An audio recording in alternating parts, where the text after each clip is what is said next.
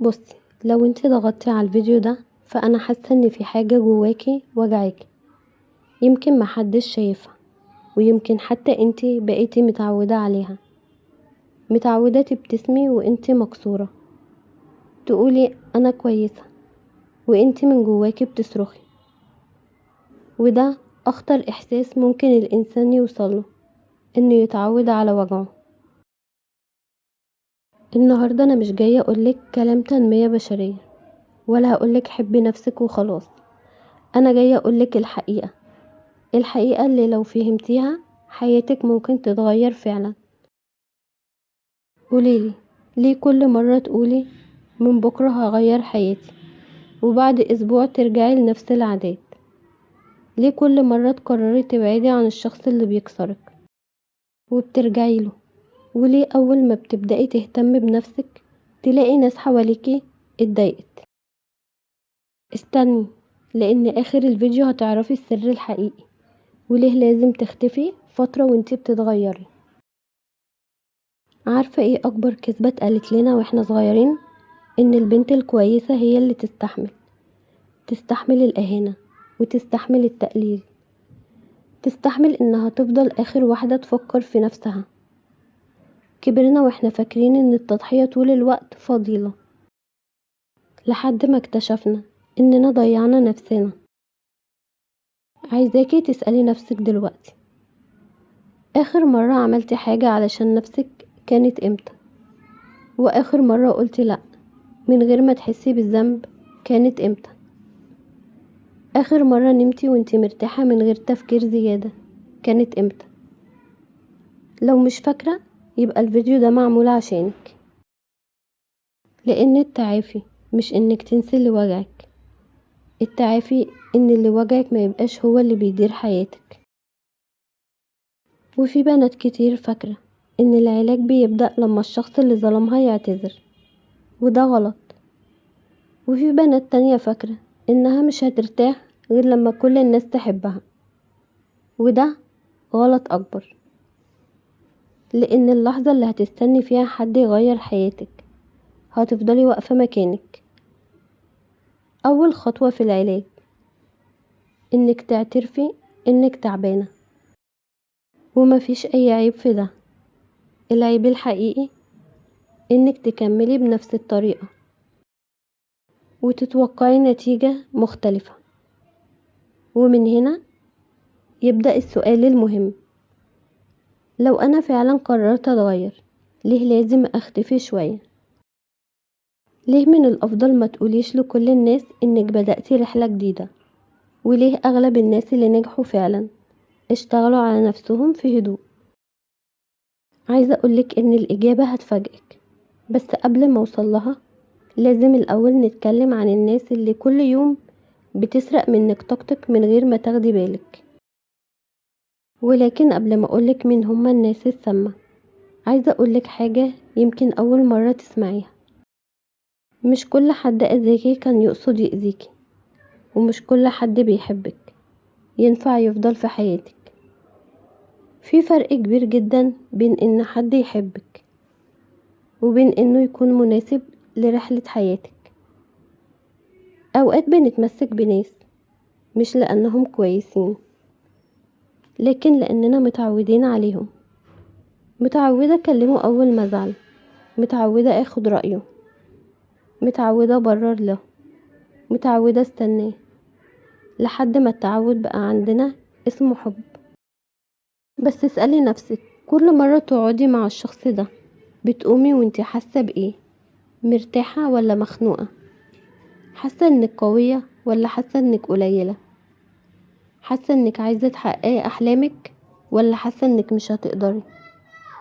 الاجابة دي اهم من اي كلام بيتقال.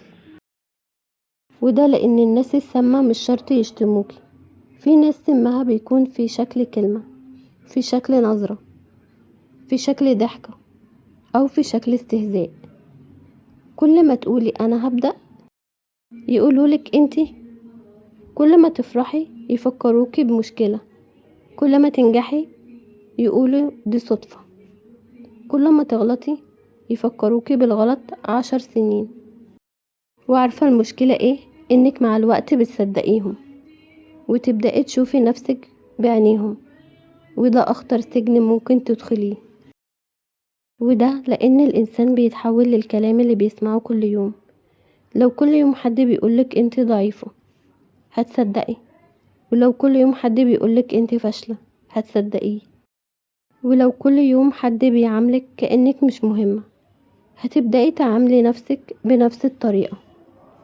وعشان كده أول خطوة في التعافي مش إنك تغيري العالم، أول خطوة إنك تغيري البيئة اللي بتعيشي فيها. مش لازم تنقلي بيت ولا تسافري، لكن لازم تحطي حدود، ولازم تعرفي إن كل كلمة لأ مش قلة أدب. كلمة لأ أوقات بتكون احترام لنفسك. في الأول هتحسي بالذنب، وهتحسي إنك أنانية، وهتسمعي كلام كتير: انتي اتغيرتي، انتي بقيتي متكبرة، انتي ما بقيتيش زي الأول. وأنا نفسي أفضل جملة تسمعيها هي انتي ما بقيتيش زي الأول، لأن معنى الجملة دي انك فعلا بدأتي تتغيري. عارفة البذرة أول ما تتحط في الأرض بتختفي، محدش بيشوفها، محدش بيسقف لها، محدش بيقولها برافو، لكن تحت التراب بيحصل أهم شغل. الجذور بتتكون، ولما الجذور تقوى تطلع الشجرة. ولو البذرة كانت فضلت فوق الأرض كل الناس هتتفرج عليها، ما كانتش هتكبر. وانت كمان، وانت بتبني نفسك، مش محتاجة إعلان، مش محتاجة كل يوم تنزلي بوست وتقولي بدأت رحلة التغيير، ولا تقولي لكل الناس هعمل وهسوي. اعملي في هدوء، اتعلمي في هدوء، اتعالجي برضو في هدوء، وابكي في هدوء. ولما النتيجة تظهر مش هتحتاجي تقولي كلمة واحدة، الناس هي اللي هتلاحظ. فاكرة أول فيديو لما سألتك ليه كل مرة كنتي بتحاولي تتغيري وبتفشلي؟ الإجابة مش إنك ضعيفة ولا إنك ملكيش إرادة، الإجابة إنك كنتي بتحاولي تبني حياة جديدة بعقلية قديمة، وبنفس الأشخاص ونفس المكان ونفس العادات، وده مستحيل ينجح. من النهاردة اختاري نفسك، مش مرة واحدة، كل يوم. سامحي نفسك على اللي فات، لكن ما تسمحيش لحد يكسرها تاني. افتكري ان النجاح الحقيقي مش فلوس ولا شهرة. النجاح الحقيقي انك تصحي الصبح وانتي راضية عن نفسك ومرتاحة، وحاسة انك بقيتي النسخة اللي تستحقي كل خير. ولو وصلت لحد هنا اكتبيلي في التعليقات كلمة واحدة: هختار نفسي، عشان تكون أول وعد بينك وبين نفسك إن الرحلة دي بدأت ومفيش رجوع. وقبل ما أقفل الفيديو عايزة أقولك حاجة من قلبي: لو حسيتي إنك اتأخرتي فلأ، لو حسيتي إن كل اللي فات ضاع فهو مضاعش. كل تجربة مريتي بيها علمتك حاجة، وكل مرة قلبك اتكسر فيها عرفتك انت تستحقي ايه وما تستحقيش ايه. وكل مرة وقعتي كانت بتجهزك لنسخة الأقوى منك. افتكري، مش مطلوب منك تبقي كاملة ولا تبقي قوية كل يوم، ولا تبطلي تعيطي. انتي إنسانة، ومن حقك تتعبي، ومن حقك تقفي، لكن مش من حقك تستسلمي. ابدأي من النهاردة، حتى لو بخطوة صغيرة، حتى لو 5 دقايق في اليوم. اقري صفحة، امشي شوية، صلي، اكتبي اللي جواكي، اقفلي موبايلك ساعة، واعملي اي حاجة تقولي لنفسك بيها انا مهمة. لان مفيش حد هيغير حياتك غيرك، ومفيش فارس هيجي ينقذك، ومفيش معجزة هتحصل وانتي واقفة في مكانك.